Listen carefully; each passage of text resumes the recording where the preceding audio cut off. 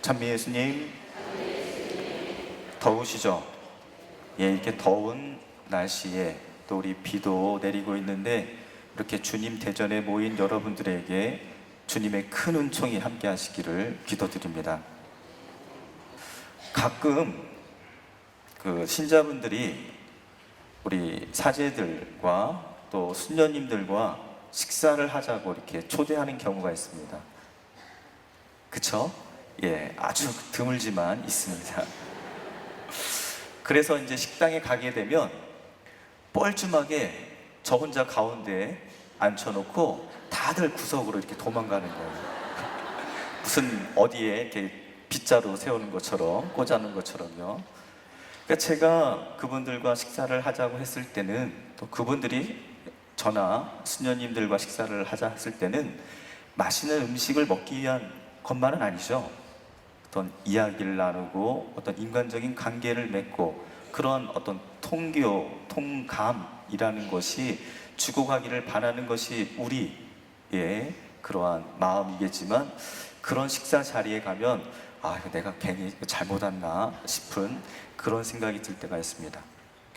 오늘 예수님께서는 마르타, 마리아 이 자매 집에 초청을 받으셔서 그 집에 환대를 받으셔서 들어가셨습니다.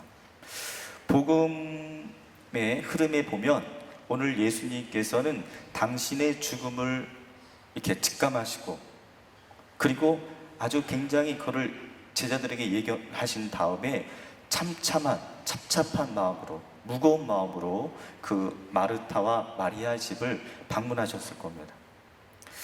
전승에 의하면 이 마르타와 마리아는 베타니아 근처에 있는 그 예루살렘에 올라가는 그 근처에 있는 마을에 살았다고 합니다. 그리고 굉장히 예수님으로부터 사랑을 많이 받았던 그런 자매인데, 그의 오빠가 라자로예요. 라자로는 누구죠? 예, 그 언젠가 무덤에 죽었던, 그 무덤에서 살렸던 그 라자로의 한 형제 자매였던 겁니다. 그래서 유추해서 생각을 해보면 예수님은 아마 그 마르타와 마리아 집을 오늘 한 번만 방문하신 것이 아니라 기회가 되실 때 예루살렘을 이렇게 선교 생활을 하시면서 오가실 때 아마 종종 들리지 않으셨을까, 이렇게 생각해 볼 수 있습니다. 그때마다 마르타와 마리아는 예수님을 기쁘게 맞아들였겠죠.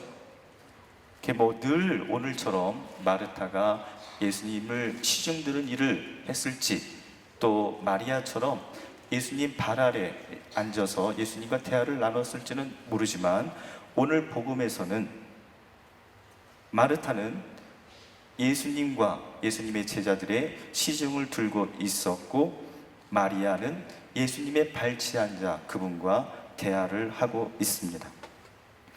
그런데 성경에서 보면 누구의 발치에 앉아서 말을 듣는다는 것, 말을 한다는 것은 스승과 제자의 관계를 나타내고 있습니다. 더군다나 유다의 그 2000년 전에 그 마리아가 예수님의 발치에 앉아 있었다는 말은 상상이 가지 않는 그러한 이야기였습니다. 획기적인 일이었습니다. 당시 유다인들의 풍습에서는 랍비들이 여성들에게 율법을 가르치지 않았습니다. 법정에 설 수도 없었습니다. 공부의 자격을, 기회를 주지 않았고, 또 여성이라는 존재는 아버지나 남편에게 종속된 존재로서 시중 들고 접대하는 역할을 주로 하였습니다. 그래서 어떻게 보면 주님, 제 동생이 저 혼자 시중 들게 내버려 두는데도 보고만 계십니까? 저를 도우라고 동생에게 일러주십시오라고 한 그 마르타의 투정, 시기인지 그러한 요구는 무척이나도 정당했습니다. 그러나 마리아는 그러한 시대적인 관념과 또 가치관, 통념을 뛰어넘습니다. 용기를 가지고 예수님의 발치에 앉아 예수님의 말씀을 듣고 있습니다. 주위로부터 조롱과 멸시를, 격려를 받을지도 모르는 그러한 상황에서도 마리아는 먼저 예수님의 말씀을 듣기 위해 그 옆에 있습니다. 정말로 필요한 것이 무엇인지를 알았던 것이죠. 예수님은 마르타와 마리아 모두를 사랑하셨습니다. 그래서 예수님은 마르타를 나무라시는 것 대신에 정말 사랑을 담아 중요한 메시지를 그에게 해주십니다. 마르타야, 마르타야, 너는 많은 일을 염려하고 걱정하는구나. 그러나 필요한 것은 한 가지뿐이다. 우리는 같은 시간에 여기저기 머물 수 없고 동시에 두 가지 일을 할 수 없습니다.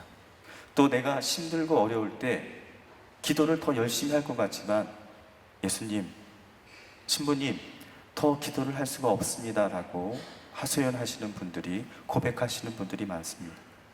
내가 걱정과 염려, 지금 지나친 욕심 때문에 많은 일에 마음이 산란하고 마음을 추스릴 수 없다면 우리가 가장 먼저 중심을 잡고 의지해야 할 것은, 머물러야 할 것은 어디에 있겠습니까? 실상 우리에게 필요한 것은 단 한 가지입니다. 주님 발치에 앉아 그분의 말씀을 듣고 그분과 대화하는 것. 그 다음의 일들은, 또 우리가 해야 할 것들은 예수님께서 일러주실 겁니다. 아멘.